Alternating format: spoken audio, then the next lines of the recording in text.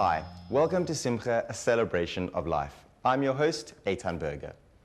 For some, the idea of creating a South African Jewish magazine may seem a daunting task. Not so for Martin Samuels and his phenomenal team of journalists who embraced the idea. And so, 6 years later, Jewish Life has become one of the highest circulating magazines to the Jewish community. With more people using the internet as a portal to the outside world, it would come as no surprise when Martin decided to take Jewish Life online. Jewish Life was launched in October 2007 as the first monthly magazine for the Jewish community in South Africa. And we identified a need because there wasn't a magazine of that type, and there wasn't a regular publication at all, really, that dealt with some of the bigger issues of what it is to be Jewish, but also in a style that was as accessible as possible to the whole range of Jews in the country. So we wanted something that was a lifestyle magazine that catered for the religious, the non-religious, the secular, for everybody. And thank God it's been very successful over these years, and it's managed to fill a gap in the market, and the readers have welcomed it very, very amazingly. It's been very successful and very exciting. The reason we wanted to go online, it's interesting because I think from the very first issue, people were saying, are you going to do something online? And we actually said, no, we're not really going to do anything online yet, because I didn't really want to just replicate the magazine and have the same content that's in the magazine purely on an online vehicle.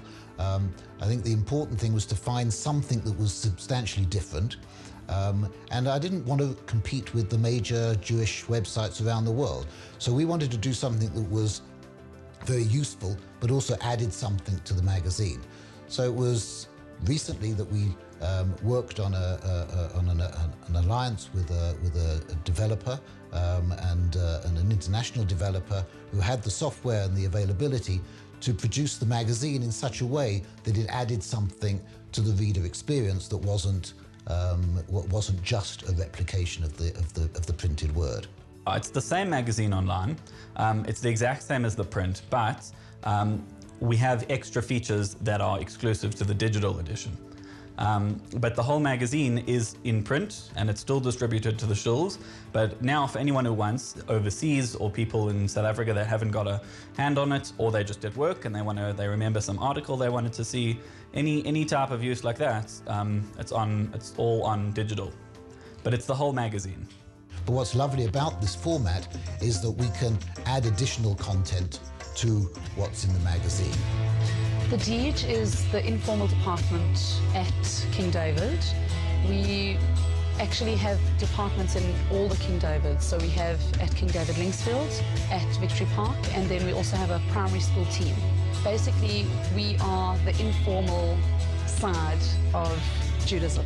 That our job is to kind of give the kids an experiential knowledge of what Judaism is. The most well-known side of what we do is Shabbatons and Encounter, where every grade comes on a Shabbaton, and we have incredible advisors, and we have these unbelievable programs that we run that are all thought-provoking. They're all based on what Judaism means to you as a human being, on Jewish identity, on finding yourself as a human being, self-actualization, all of those sort of things. So the video aspect of it works in a number of ways.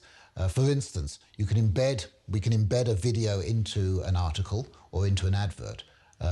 You can be looking at the magazine online in the digital edition, and you come to a page advert, let's say. And in the advert, while you're looking at the advert, a video has already been embedded, and you can just click on it and watch the video. So without leaving the confines of that page, you can watch the video.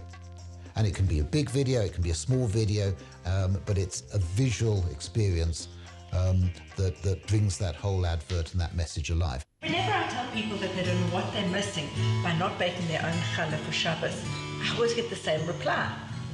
Who's got the time? Well, hopefully this demo will inspire you to find that special time. The first part of the process, making the dough, is quite simple and shouldn't take you more than about 10 minutes. You've got all your ingredients ready. We're talking about 3 cups of warm water, 7 to 8 cups of flour, 2 sachets of rapid rising yeast. It's simple, rises 3 times quicker than any other yeast. A cup of sugar, 3 teaspoons of salt, a cup of oil, and 2 eggs. The type of content, digital content that we can embed, includes video, it includes video picture galleries. People can put pictures, we can put a dozen pictures, where in print we've only got space for 1 or 2. We can put a dozen pictures to explain more and show more, to enhance an article that we're writing. All in all, to give the reader a better reading experience, more information, more entertainment, and more sense of being Jewish.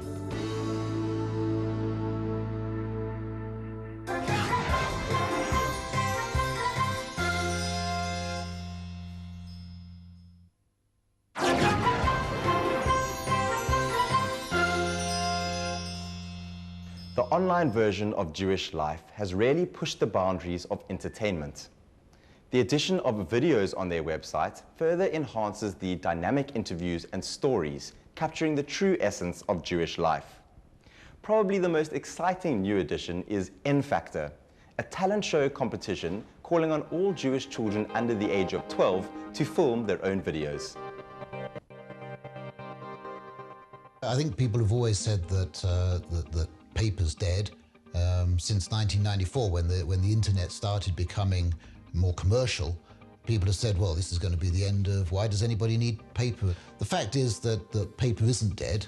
All these years later, nearly 20 years later, but paper isn't dead, and people still love, even the biggest developers of online digital media still say that really the experience of holding a magazine is still paramount. It's still the best way of engaging with information, and to a large extent they're right.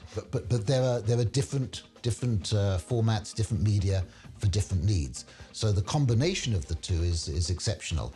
What's lovely, I think, about Jewish life, and one of my clients actually mentioned this to me when we launched the digital edition. They said, but Jewish life has to be in print. It's probably the only magazine in the world that has to be in print. It can't just be online. Why? Because it's a Shabbos read. People love to read it on Shabbos, and of course that's the day when everything technological gets put away in the cupboards, and so you're left with the print medium to enjoy. But the combination of the two during the week is a great advance and a great opportunity for readers and for content providers such as ourselves. And there's a lot of content. There's so much content to write about. There's so much content to video. There's so much content to publicize. And now with two media, it fulfills its purpose even more. We're hosting a new talent show called the N Factor, and that's going to be something very exciting. What it's about is that we go to different schools that we've set up a shoot day with, and all kids under 12 will have the opportunity to show off any talent that they have, singing, tricks with their dogs, whatever they want. And what they can do is we take the video and then we put it on the website, and it's going to be a special N Factor page. You know, you'll see it right on the website in the front, and you can vote for whichever video, or as many videos as you like, that you find are, you know, the most interesting, the most talented, the one you want to see win. And we have 3 categories of winners. We're going to have the best boy, the best girl, and the best group. And each of those winners will win a very exciting prize.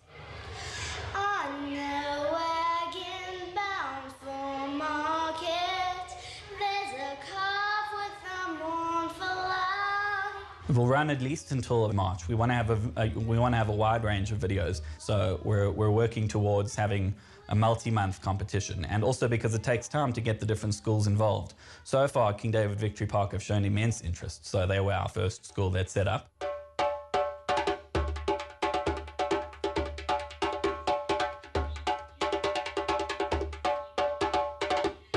There's also the option of submitting your own video. All the information of how to do that is on the Jewish Life website on the N-Factor page.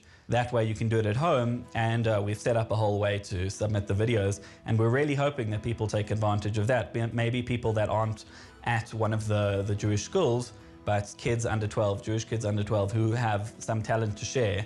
We're hoping that they're going to take the initiative and they'll film their own video, and they may be the winner. After South Africa, the biggest readership is in Israel, then in America, and in the United Kingdom. Every English-speaking part of the world is seeing it, and people are accessing it in South Africa on all platforms, whether it's on their desktop, but increasingly more mobile as well. So it enables a reader to learn more about something that they're more interested in. So it's a very special type of relationship and type of experience.